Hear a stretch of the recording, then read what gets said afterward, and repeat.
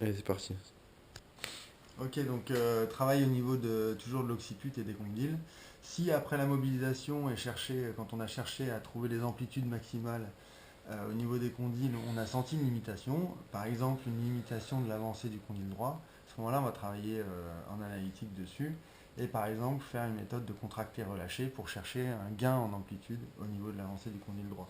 Donc première chose, c'est placer la personne, le patient, avec son condyle droit le plus avancé possible, donc avec une extension, une inclinaison droite et rotation gauche.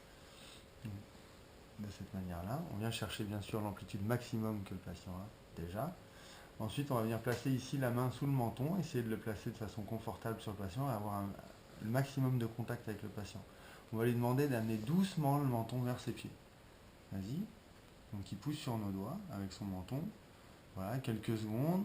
Il relâche et au moment où il va relâcher, tranquillement, on va ramener la tête encore un petit peu plus en extension et en inclinaison droite.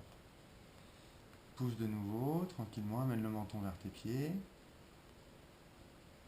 Voilà, relâche. Et on va chercher encore un petit gain en amplitude.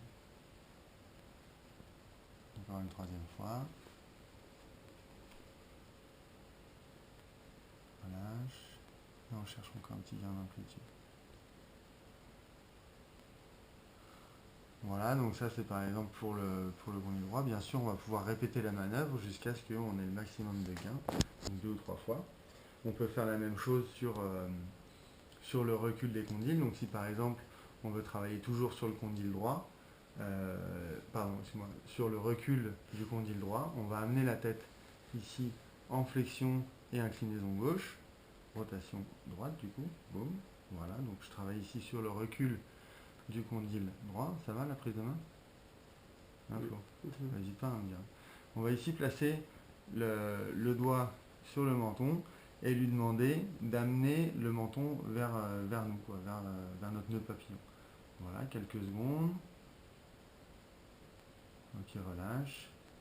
Et on amène de nouveau un petit peu plus de flexion et d'inclinaison.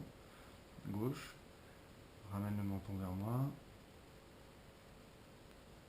Donc il relâche. Même chose, on essaie de gagner un petit peu en amplitude. Une dernière fois. Je ramène le menton vers moi. Voilà, très bien. Relâche. Et toujours pareil, un petit peu plus de flexion et d'inclinaison gauche. Voilà, donc la méthode de contracter-relâcher pour gagner la mobilité et de l'amplitude sur la mobilité des condyles au niveau de l'occiput.